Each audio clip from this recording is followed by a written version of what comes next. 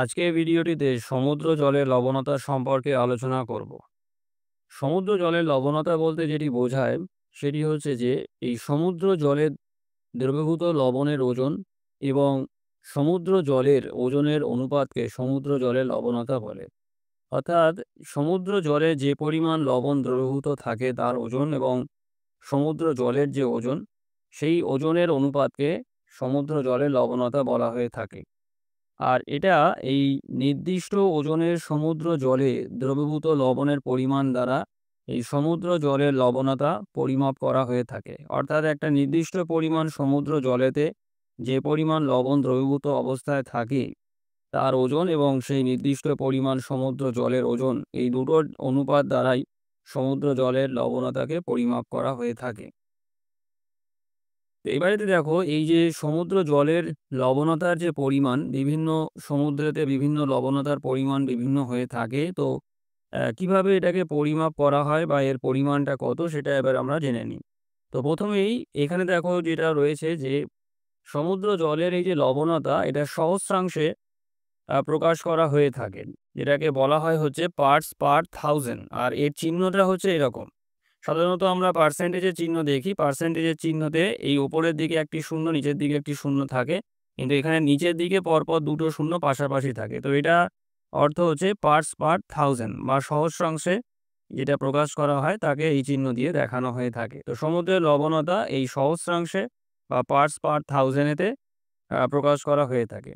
তো কিভাবে করা হয় দেখো, যে সাধারণত 1000 গ্রাম বা 1 কিলোগ্রাম সমুদ্র জলে যত গ্রাম লবণ দ্রবীভূত থাকে তার পরিমাণের সাহায্যে এই লবণতা নির্ধারণ করা হয়ে থাকে। অর্থাৎ প্রতি 1000 গ্রাম বা 1000 গ্রাম সমুদ্র জলকে নেওয়া হয় এবং সেই জলের মধ্যে যে লবণটা থাকে দ্রবীভূত অবস্থায় সেই লবণের যে ওজনটা হয় সেই দুটো ওজনের অনুপাতকে এই পার্টস পার থাউজেন্ডেতে প্রকাশ করে সমুদ্র জলের লবণতাকে নির্ধারণ করা হয়ে থাকে। এবার দেখো পৃথিবীর এই সমুদ্র জলের যে প্রকৃত যে লবণতার যে গড় সেটা হচ্ছে 35 পার্টস পার থাউজেন্ড। অর্থাৎ কি না, এই 1 কিলোগ্রাম বা 1000 গ্রাম সমুদ্র জলে 35 গ্রাম লবণ দ্রবীভূত অবস্থায় আছে। অর্থাৎ যেটা গড় বা স্বাভাবিক যে লবণতা মোটামুটি আমাদের পৃথিবীর সমস্ত সমুদ্রের যে লবণতার যে গড় সেটা হচ্ছে 35 পার্টস পার থাউজেন্ড। অর্থাৎ যদি 1000 গ্রাম সমুদ্র জল নেওয়া যায় তাহলে সেই 1000 গ্রাম সমুদ্র জলেতে 35 গ্রাম লবণ হচ্ছে দ্রবীভূত অবস্থাতে থাকে। আর স্যালিনোমিটার এবং বৈদ্যুতিক পরিবাহিতা বা ইলেকট্রিক কন্ডাক্টিভিটির সাহায্যে এই সমুদ্র জলের লবণতাকে নির্ধারণ করা হয়ে থাকে। স্যালিনোমিটার বলে যে যন্ত্রটি আছে সেই যন্ত্রের সাহায্যেই সমুদ্র জলের লবণতাকে পরিমাপ করা হয়ে থাকে বা দেখা হয় কতটা সমুদ্র জল লবণাক্ত। আচ্ছা, এরপরে দেখো আমাদের যে সমুদ্র রয়েছে এই সমুদ্রতে বিভিন্ন প্রকার লবণ দ্রবীভূত অবস্থায় থাকে। তো সেগুলোকে আমরা একটু এবার জেনে নেব যে সমুদ্র জলেতে কি কি লবণ কত কত পরিমাণেতে দ্রবীভূত থাকে। যেরকম দেখো সমুদ্র জলেতে প্রধান যে লবণটি থাকে তার নাম হচ্ছে সোডিয়াম ক্লোরাইড, যেটা সব থেকে বেশি পরিমাণেতে থাকে। এছাড়া magnesium chloride, magnesium sulphate, calcium sulphate, potassium sulphate, calcium carbonate, magnesium ব্রোমাইডের মতন বিভিন্ন রকমের খনিজ বিভিন্ন রকমের লবণ হচ্ছে থাকে এই সমুদ্র জলেতে। তো মনে রাখবে সবথেকে বেশি যেটা থাকে সমস্ত লবণগুলোর মধ্যে সেটা হচ্ছে এই সোডিয়াম ক্লোরাইড, যেটা প্রায় যদি শতকরা হিসেব করা হয় তাহলে দেখা যায় যে 77.8% পরিমাণ এটা লবণটা থাকে। এরপরে তো দেখো আমাদের এই যে সমুদ্রের জলের যে লবণতা এর কারণ মানে কি কারণে আমাদের এই সমুদ্রের জল এত লবণাক্ত সেটাকে এবার একটু আমরা জেনে নেব। তো সমুদ্র জলের লবণতার বিভিন্ন কারণ আছে। তার মধ্যে গুরুত্বপূর্ণ যে কারণগুলোর জন্য সমুদ্রের জল লবণাক্ত বা নোনতা সেটা হচ্ছে দেখো যে এই ভূত্বক গঠনকারী উপাদানগুলির মধ্যে থাকা যে লবণ সেটা সমুদ্রের জলেতে দ্রবীভূত হয়েছে। অর্থাৎ সমুদ্র সৃষ্টিকালেতে এই ভূত্বকের যে মহাদেশীয় যে অংশটি এটাকে আমরা যে যে মানে পৃথিবীর ভূঅভ্যন্তর ভাগের যে ভূত্বকের যে দুটো অংশ, একটা মহাদেশীয় অংশ যেটাকে আমরা সিয়াল বলি এবং যেটা মহাসাগরীয় অংশ যেটাকে আমরা সীমা বলি। তো এই যে ভূত্বক গঠনকারী যে উপাদানগুলো আছে এই সিয়াল সীমা গঠনকারী যে সমস্ত উপাদানগুলো তার মধ্যে অনেক উপাদানগুলোর মধ্যে একটা বিভিন্ন উপাদানের মধ্যে লবণ যৌগও কিন্তু রয়েছে, লবণ আছে, নুন আছে। তো যখন সামুদ্রিক ভূত্বকের ওই অংশটাতে যখন সমুদ্র সৃষ্টি হয়েছে, সেই সময়তে সেই অংশে মানে ভূত্বকের ওই অংশে থাকা যে লবণ সেটা সমুদ্রের জলের সঙ্গে দ্রবীভূত হয়ে গিয়েছে। এটা আস্তে, আস্তে হয়েছে। এটা মনে করার কারণ নেই যে একবারেতে এটা হয়েছে। এটা কোটি, কোটি মানে হাজার কোটি, কোটি বছর ধরে এই ঘটনাটা ঘটেছে এবং ঘটে হচ্ছে আ এই অবস্থাতে এসে পৌঁছেছে। আজকের জল মানে সমুদ্র জলের লবণতার এই পরিস্থিতি এসে পৌঁছেছে। আর কি আছে দেখো, জলপ্রবাহের মাধ্যমে স্থলভাগের লবণ দ্রবীভূত হয়ে সমুদ্র জলে মেশা। আমাদের মহাদেশীয় অংশেতে স্থলভাগের ওপর থেকে যে নদীগুলো প্রবাহিত হয়েছে বা বৃষ্টির যে জলপ্রবাহ হচ্ছে, সেই সমস্ত প্রবাহের মাধ্যমে মূলত যে জল প্রবাহিত হয়, তো সেই জলপ্রবাহের মাধ্যমেতে কি হয়, স্থলভাগের যে লবণ যৌগগুলো রয়েছে, লবণ সেইটা সেই জলের সঙ্গে প্রবাহিত জলের সঙ্গে দ্রবীভূত হয়ে সমুদ্রেতে মেশে। যেমন একটা নদী যখন মানে মহাদেশীয় অংশের উপর থেকে ভূপৃষ্ঠের উপর থেকে যখন প্রবাহিত হয়ে মহাসাগরেতে মিলিত হয়, তখন দেখা যায় সেই নদীর জলের মাধ্যমেতে এই আমাদের মহাদেশীয় অংশের যে নুন, লবণ যৌগ যেগুলো থাকে সেগুলো জলের সঙ্গে দ্রবীভূত হয়ে সাগরে গিয়ে পড়ে। তো এরকমভাবে পৃথিবীর ভূপৃষ্ঠের ওপরেতে বিভিন্ন অংশের যে সমস্ত নদীগুলো সাগর মহাসাগরেতে পড়েছে, তার দ্বারা স্থলভাগের যে লবণ দ্রবীভূত হয়ে সেই জলের মাধ্যমেতে সমুদ্রে গিয়ে পড়েছে এবং এটা লক্ষ, লক্ষ কোটি, কোটি বছর ধরে এরমভাবেই হয়ে আসছে এবং যার ফলে সমুদ্রেতে গিয়ে এই লবণগুলো জমা হয়ে, হয়ে কি হয়েছে না সমুদ্রের জলের লবণতাকে বাড়িয়েছে বা লবণতা তৈরি করেছে। তারপর দেখো, সমুদ্র তলদেশেতে যে সমস্ত আগ্নেয়গিরিগুলো থাকে তার থেকে যে সমস্ত নির্গত যে পদার্থগুলো হয়, সেই সমস্ত পদার্থের মধ্যে থাকা যে লবণ যৌগ সেগুলো জলের সঙ্গে দ্রবীভূত হয়ে পড়েছে। যেটা সমুদ্রের জলের লবণাতার একটি কারণ। আর কি আছে, সামুদ্রিক প্রাণী যে উদ্ভিদ এবং প্রাণী আছে সেই প্রাণীর দেহাবশেষ নির্গত যে সমস্ত লবণ, সেই লবণও হচ্ছে সমুদ্রের জলেতে মিশেছে। তো সম্মিলিতভাবে বিভিন্ন প্রত্যক্ষ এবং পরোক্ষ কারণ একসঙ্গে কাজ করার ফলেতে সমুদ্রের জল আস্তে, আস্তে নোনতা হয়ে গেছে। এরপরে যেটা জানবো সেটা হচ্ছে যে আমাদের এই যে সমুদ্র জলের যে লবণতা, সেই লবণতা কিন্তু সব জায়গায় সমান নয়। এর তারতম্য আছে। তো সেই তারতম্যগুলো কি কারণেতে হয়, সেটা এবারেতে আমরা এক, এক করে জানবো। প্রথমত আসি হচ্ছে বাষ্পীভবন। তো বাষ্পীভবনের ফলেতে কি হয় দেখো, যে বাষ্পীভবন বেশি হলে সমুদ্রের জল অধিক লবণাক্ত হয়ে পড়ে। অর্থাৎ পৃথিবীতে যে সমস্ত অঞ্চলের সমুদ্র জল অধিক তাপমাত্রার কারণেতে বাষ্পীভূত হয়। কারণ জলেতে তাপ পেলে জল উত্তপ্ত হয় এবং সেই উত্তপ্ত জল বাষ্পীভূত হয়। এটা আমরা জানি। তো পৃথিবীর ভূপৃষ্ঠের উপরেতে যে সমস্ত অঞ্চলের সমুদ্রের জল খুব উত্তপ্ত হয়ে ওঠে সূর্যের তাপেতে, সেই সমস্ত জায়গা থেকে বাষ্পীভবনটা বেশি হয়। এবং যত বেশি জল বাষ্পীভূত হবে তত বেশি জল লবণাক্ত হয়ে পড়বে।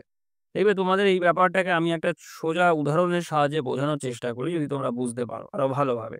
দেখো, তোমরা একটা বাটিতে বা একটা পাত্রেতে তোমরা জল নিলে এবং সেই জলের মধ্যে এক ১-২ চামচ নুন মিশিয়ে দিলে। আমাদের যে খাদ্য লবণ হয় সেই নুন তোমরা মিশিয়ে দিলে এবং মিশিয়ে দিলে দেখবে জলটা ১ম এতে যেরকম নোনতা থাকে, ওই জলটাকে তুমি যদি আ গরম করতে থাকো তাহলে সেই জলটা বাষ্পীভূত হবে এবং জলের পরিমাণটা যত আস্তে, আস্তে কমতে থাকবে, তখন দেখবে যে জলটার লবণতার পরিমাণটা আরো বেড়ে যাচ্ছে।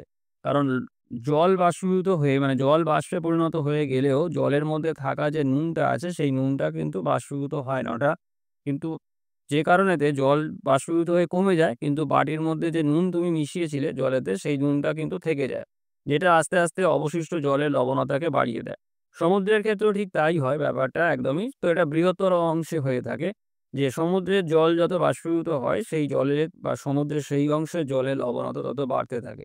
যেমন দেখা যায় দেখো, যে প্রখর সূর্যরশ্মির জন্য এই অধিক বাষ্পীভবন হয় বলে যে উষ্ণমণ্ডল আছে। আমাদের পৃথিবীর যে ৩ টে যে তাপমণ্ডল, প্রধান যে ৩ টে তাপমণ্ডল, উষ্ণমণ্ডল, নাতিশীতোষ্ণ মণ্ডল এবং হিমমণ্ডল।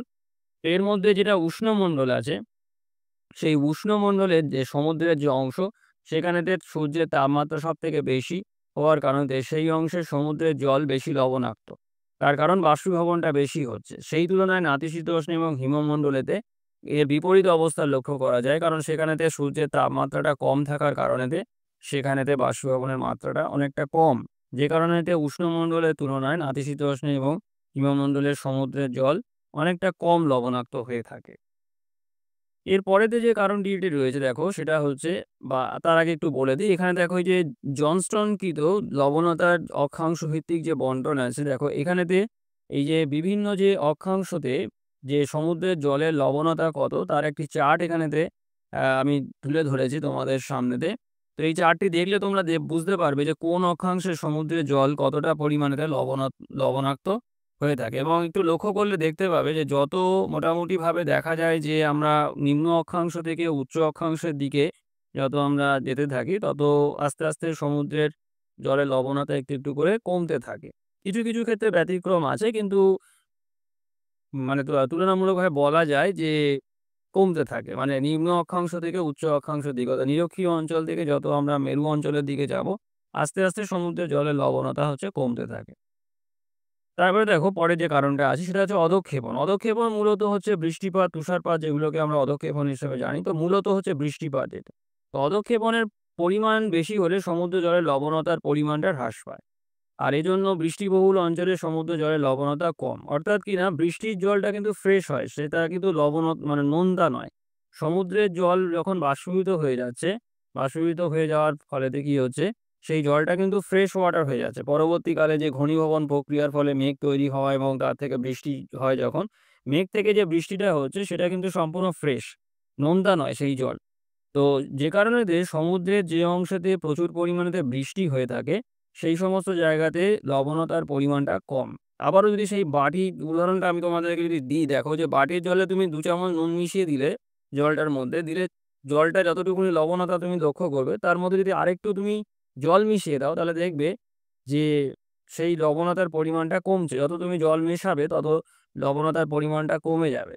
তো এই ব্যাপারটা ঠিক তাই হয়। সমুদ্রের যে সমস্ত অংশেতে পর্যাপ্ত পরিমাণেতে বৃষ্টিপাত হয়ে থাকে, প্রচুর পরিমাণে বৃষ্টির জল সমুদ্রের সঙ্গে সংযোজিত হয়, সেখানেতে সমুদ্রের জলের লবণতাটা অনেকটা কম থাকে। কারণ ফ্রেশ ওয়াটারটা বৃষ্টির জলের মাধ্যমেতে মিশছে। তো যেমন দেখো এই যে নিরক্ষীয় অঞ্চল আছে, নিরক্ষীয় অঞ্চলেতে উষ্ণতা কিন্তু খুব বেশি।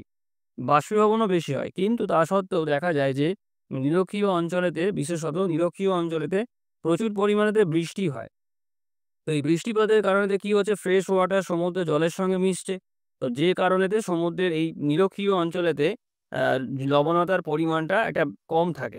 ততটা হওয়া উচিত ছিল বাষ্পীভবনের জন্যে, যে নিরক্ষীয় অঞ্চলেতে তাপমাত্রা বেশি, বাষ্পীভবনের হারও বেশি। হ্যাঁ? তো সমুদ্রের জল অধিক লবণাক্ত হওয়া উচিত ছিল। স্বাভাবিকের থেকে আরো বেশি লবণাক্ত হওয়া উচিত ছিল। কিন্তু সেটা কিন্তু হয় না। তার একটা বড় কারণ হচ্ছে যে বাষ্পীভবন বেশি হওয়া সত্ত্বেও প্রচুর পরিমাণেতে বৃষ্টি হয়। প্রতিদিন বিকেলেতে যে পরিচলন বৃষ্টিপাত নিরক্ষীয় অঞ্চলেতে হয় তোমরা জানো। তো সেই বৃষ্টিপাতের দরুন কি হচ্ছে, সমুদ্রের জলেতে প্রচুর পরিমাণেতে ফ্রেশ ওয়াটারটা, মানে ফ্রেশ জল যেটা মানে লবণাক্ত নয়, সেই জলটা মিশছে, যেটা লবণতাকে অনেকটা কমিয়ে রাখছে। এরপর দেখো নদীবাহিত জল। নদীর জলও কিন্তু ফ্রেশ হয়। সুপেয় জল হওয়ার কারণেতে, মানে ফ্রেশ ওয়াটার, নদীর জল কিন্তু নোনতা হয় না, ফ্রেশ হয়। তো বিশেষ করে বরফ গলা জলে পুষ্ট যে সমস্ত নদীগুলো হয়, বরফের জলও কিন্তু ফ্রেশ। তাতে কিন্তু কোনো নোনতা ভাব নেই, লবণতা নেই তাতে। তো এই যে নদীর যে জল হয়, সেই জল সুপেয় হওয়ার কারণেতে বেশি পরিমাণে নদীবাহিত জল সমুদ্রে মিশলে লবণতা হ্রাস পায়। অর্থাৎ এই নদীর মাধ্যমেতে ফ্রেশ ওয়াটার যত বেশি সমুদ্রে মিশবে, বিশেষ করে যে সমস্ত অংশের সমুদ্রেতে মেশে সেখানে জলের লবণতা অনেকটা কম থাকে। যেমন দেখো যে আমাজন, কঙ্গো, ইয়াংসি কিয়াংয়ের নদীর মতো অন্যান্য যে বড় যে সমস্ত নদীগুলো আছে, এই সমস্ত নদীর মোহনার কাছে সমুদ্রের জলের লবণতা অনেকটা কম, অনেক কম হয়ে থাকে। তার কারণ এই এত বড়, বড় নদীর মাধ্যমেতে প্রচুর পরিমাণেতে জল, ফ্রেশ জল, যেটা নুন নয়, সেই জল সমুদ্রে এসে মেশার কারণেতে এই অংশগুলোতে সমুদ্রের জলেতে নোনতার পরিমাণটা অনেকটা কম, লবণতার পরিমাণটা কম অনেকটা। এবার দেখো সমুদ্র জলের অবাধ সঞ্চালন। এটার কি হয় দেখো যে এই যে সমুদ্র স্রোতের মাধ্যমেতে উন্মুক্ত সমুদ্রের জল এক জায়গা থেকে অন্য জায়গায় সঞ্চারিত হয় বলে উন্মুক্ত সমুদ্রে লবণতার পরিমাণ কোথাও বেশি হতে পারে না। অর্থাৎ কি, সমুদ্রের জল যদি মানে যদি সমুদ্র উন্মুক্ত হয়, তাহলে সমুদ্র স্রোতের মাধ্যমেতে জল আ মানে অবাধে মানে চলাচল করতে পারে। কোনো বাধা না থাকার কারণে অবাধে চলাচল করতে পারে। সঞ্চারিত হয়।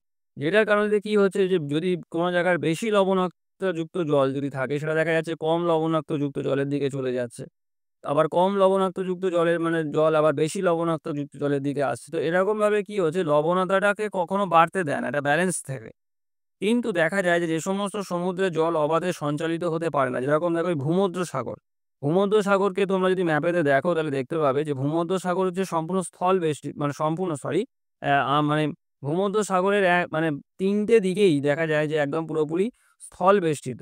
একটা মহাসাগর ওই সরি সাগর হওয়ার কারণেতে আ ভূমধ্যসাগরের জল কিন্তু অবাধে সঞ্চালিত হতে পারে না। মানে ধরো যে আটলান্টিক মহাসাগরের একটা অংশের সঙ্গে ভূমধ্যসাগরের যোগাযোগ রয়েছে। তো সেখানটার সঙ্গে সেই আটলান্টিকের সঙ্গে ভূমধ্যসাগরের কিন্তু জল অবাধে সঞ্চারিত হতে পারে না। যে কারণেতে দেখা যাচ্ছে যে ভূমধ্যসাগর স্থলবেষ্টিত হওয়ার কারণেতে, আংশিকভাবে স্থলবেষ্টিত হওয়ার কারণেতে এই অবাধে সঞ্চালনটা ভূমধ্যসাগরের জলেতে কম। যে কারণেতে ভূমধ্যসাগরের জলের লবণতাটা বাড়িয়েছে।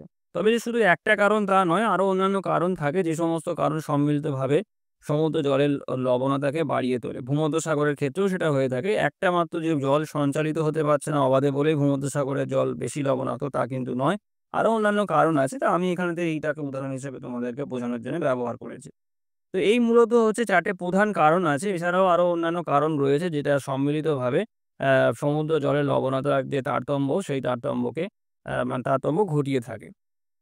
এরপরেতে আমরা যেটা জানবো সেটা হচ্ছে যে সমুদ্র জলের লবণতার যে বন্টন। কারণ আমরা জানি যে সমুদ্র জলে যে লবণতা আছে সেটা সব জায়গায় সমানভাবে নয়। কোথাও বেশি কোথাও কম। তো এটা কিভাবে বন্টিত হয় সেটা সম্পর্কে আমরা এবারেতে জানবো। তো প্রথমেতে আসি হচ্ছে অনুভূমিক বন্টন। মানে সমুদ্র জলের লবণতার যে বন্টন হয় সেটা ২ রকমভাবে হয়ে থাকে। একটা অনুভূমিকভাবে, একটা উল্লম্বভাবে। তো প্রথমে অনুভূমিকটা নিয়ে আলোচনা করি। তো এখানে দেখো আমি ৩ টে অঞ্চল ভেদেতে আমি আলোচনা করেছি যাতে তোমাদের বুঝতে সুবিধা হয়।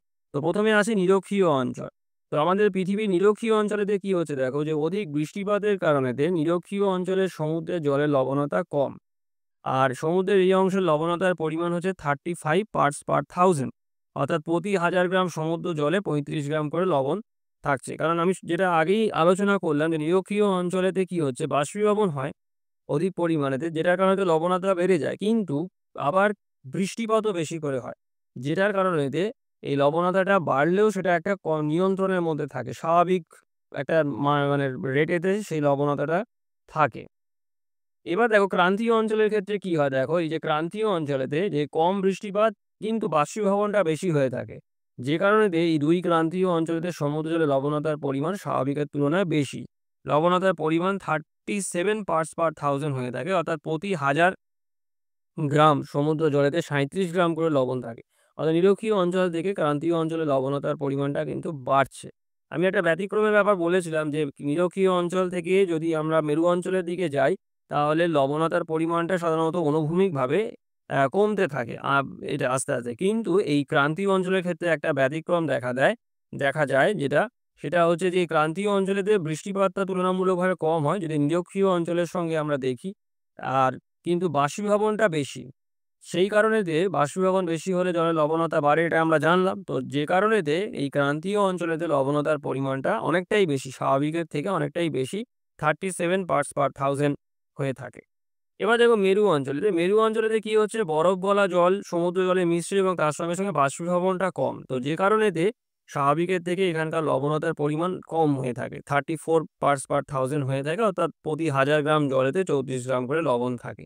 অর্থাৎ ক্রান্তীয় অঞ্চলের পর থেকে যত আমরা মেরু অঞ্চলের দিকে যেতে থাকবো তত আস্তে, আস্তে লবণতার পরিমাণটা কমে যায়। তো অনুভূমিকভাবে যদি দেখা যায় শুধুমাত্র ক্রান্তীয় অঞ্চলকে যদি আমরা একটু ব্যতিক্রমের দিকে রেখে যদি দেখি, এই নিরক্ষীয় অঞ্চল থেকে যত আমরা মেরু অঞ্চলের দিকে আস্তে, আস্তে যাবো তত আস্তে, আস্তে সমুদ্র জলের লবণতার পরিমাণটা কিন্তু একটু, একটু করে কমতে থাকে। অঞ্চল বিশেষে একটু হেরফের হয়ে থাকে কিন্তু মূলত এটা কমতে থাকে। এরপরে দেখো এখানেতে একটা ছবি আমি তোমাদেরকে দিয়েছি এবং এখানটার ছবিটাকে দেখলে তোমরা খুব ভালোভাবে বুঝতে পারবে যে এখানেতে পরিমাণগুলো দেওয়া আছে এবং সেই অনুযায়ী এখানেতে যে রেটটা আছে কতটা লবণাক্ত সেটাও দেওয়া আছে। তো যেখানেতে দেখো ডার্ক একদম পুরো মানে গ্রিন কালার যেখানে রয়েছে সেখানেতে দেখো লবণতার পরিমাণ কিন্তু মানে 40 পার্টস পার 1000 এরও বেশি, মানে খুবই লবণাক্ত। তো এই দেখো এই যে জায়গা যেগুলো রয়েছে এই সমস্ত এই যে জায়গাগুলো এই জায়গাগুলোতে লবণতার পরিমাণটা অনেকটাই কিন্তু তুলনামূলকভাবে বেশি। আর যেখানে দেখো একদম নীল টাইপের একটু কম আছে যে সমস্ত জায়গাতে এইরকম নীলচে, এই সমস্ত জায়গাতে কি হচ্ছে লবণতার পরিমাণটা সমুদ্রেটা অনেক কম। তো এই ম্যাপটাকে তোমরা খুব ভালো করে দেখলেই এইটা খুব সহজে বুঝতে পারবে। খুব সুন্দরভাবে এই ম্যাপটা এখানেতে তুলে ধরেছে। এইটা আর ভূমধ্যসাগরের যে ব্যাপারটা তোমাদেরকে বলছিলাম দেখো এই ম্যাপে দেখলেই তোমরা বুঝতে পারবে। এই জায়গাটা হচ্ছে ভূমধ্যসাগর এবং খুব ভালো করে লক্ষ্য করো যে এইখানটাতে যে জিব্রাল্টার আছে, জিব্রাল্টার পণ্য যেটা রয়েছে এইটার মাধ্যমে দিয়ে কিন্তু এই আটলান্টিক মহাসাগরের সঙ্গে ভূমধ্যসাগরের একটা সংযোগ রয়েছে। আর বাকি যে এই যে অংশ যেটা রয়েছে এই পুরোটাই কিন্তু মহাদেশীয় অংশ অর্থাৎ স্থলভাগ দ্বারা এই ভূমধ্যসাগর বেষ্টিত রয়েছে। যেটার কারণে ভূমধ্যসাগরের জল আ কিন্তু খেলতে পারে না। মানে অবাধে চলাচল করতে পারে না, যেটা ভূমধ্যসাগরের লবণতা বৃদ্ধির একটা অন্যতম কারণ হিসেবে দায়ী। আচ্ছা, এরপরেতে আমরা যেটা জানবো সেটা হচ্ছে যে উলম্ব বন্টনটা। অর্থাৎ উলম্ব বন্টন বলতে যেটা বোঝায় হচ্ছে যে সমুদ্র জলপৃষ্ঠ থেকে একদম সমুদ্রের যে উপরিপৃষ্ঠ থাকে সেই উপরিপৃষ্ঠ থেকে নিচের দিকে যত গভীরতার দিকে আমরা যেতে চাই মানে যাবো সেই অনুযায়ী লবণতার পরিমাণটা কতটা কমতে থাকে আ বা বাড়তে থাকে যেটাই হোক। যে হেরফেরটা হয় সেইটা। তো দেখো এখানেতে কি হয় যে এটাও অক্ষাংশ ভেদেতে এই লবণতার যে উলম্ব বন্টন সেটা হয়ে থাকে। দেখো নিম্ন অক্ষাংশ মানে আমাদের যে নিরক্ষীয় অঞ্চল, ক্রান্তীয় বা নিরক্ষীয় অঞ্চলের যে অক্ষাংশ এটা নিম্ন অক্ষাংশে বৃষ্টিপাতটা খুব বেশি হয় বলে সমুদ্র পৃষ্ঠের লবণতাটা কম। সমুদ্রের উপরের দিকে জলের লবণতাটা কম। কিন্তু নিচের দিকে লবণতাটা অনেকটা কিন্তু বেশি থাকে। এটা নিম্ন অক্ষাংশের ক্ষেত্রে এটা দেখা যায়। আবার দেখো যে মধ্য অক্ষাংশ যেটা রয়েছে যেরকম ধরো নাতিশীতোষ্ণ অঞ্চল যেটা, এই মধ্য অক্ষাংশে কি হচ্ছে দেখো যে সমুদ্রে ৩৭০ মিটার গভীরতা পর্যন্ত লবণতা বেশি থাকে। কিন্তু তারপর থেকে আস্তে, আস্তে লবণতা কমতে থাকে। আরো গভীরে যত যাওয়া যায়। আর উচ্চ অক্ষাংশের ক্ষেত্রে গভীরতা বাড়ার সঙ্গে, সঙ্গে লবণতাও কমতে থাকে। অর্থাৎ মেরু অঞ্চলের যদি আমরা ধরি উচ্চ অক্ষাংশ যেটা, তো সেখানে থেকে গভীরতা বাড়ার সঙ্গে, সঙ্গে লবণতা কমতে থাকে। তো এটা হচ্ছে সমুদ্র জলের যে উষ্ণতার এই লবণতার যে উলম্ব বন্টন অর্থাৎ গভীরতা বৃদ্ধির সঙ্গে, সঙ্গে কিভাবে লবণতাটা বন্টিত হয় সেইটা। এরপরেতে দেখো লবণতা মানে একদম আমার আলোচনার একেবারে শেষে চলে এসেছি যে সমুদ্র জলের লবণতার গুরুত্বটা কি? তো বেশ কতগুলো গুরুত্বপূর্ণ মানে এতে মানে গুরুত্ব রয়েছে সমুদ্র জলের লবণতা। তার মধ্যে দেখো আমি এটা আলোচনা করেছি মানে বলেছি সেটা হচ্ছে দেখো সমুদ্র জলের বিভিন্ন প্রকার লবণের উৎস। অর্থাৎ আমরা যেটা শুরুতেই জানলাম যে সমুদ্রের জল থেকে বিভিন্ন প্রকার লবণ পাওয়া যায়। তো সেই বিভিন্ন প্রকার লবণ বিশেষ করে যে সোডিয়াম ক্লোরাইড যেটা সবথেকে বেশি পরিমাণে যেটা পাওয়া যায়। তো সেই যে লবণ, সেই লবণ এর উৎস হচ্ছে সমুদ্রের জল, বিভিন্ন প্রকার লবণের। তারপরে সমুদ্র জলের যে ঘনত্ব এবং যে সঞ্চালন, মানে বিশেষ করে সমুদ্র যে স্রোত, তো সেই যে ঘনত্ব এবং মানে সঞ্চালনকে নিয়ন্ত্রণ করে এই সমুদ্র জলের লবণতা। আবার সমুদ্র জলের তাপমাত্রাকেও নিয়ন্ত্রণ করে থাকে সমুদ্র জলের এই লবণতা। তারপরে সমুদ্রের জলের যে রাসায়নিক ও ভৌত যে বৈশিষ্ট্য আছে, সেই বৈশিষ্ট্যও এই লবণতা নির্ধারণ করে থাকে। আর সর্বোপরি যে সামুদ্রিক জীব এবং আমাদের পৃথিবীব্যাপী যে জলবায়ু আছে, সেই জলবায়ুর উপরেও এই সমুদ্র জলের লবণতার প্রভাব কিন্তু লক্ষ্য করা যায়। তো খুবই গুরুত্বপূর্ণ একটি বিষয় হচ্ছে এই সমুদ্র জলের লবণতা। তো আজকের ভিডিওটি আমি এখানেতেই শেষ করলাম। সবাই ভালো থেকো। Thank you.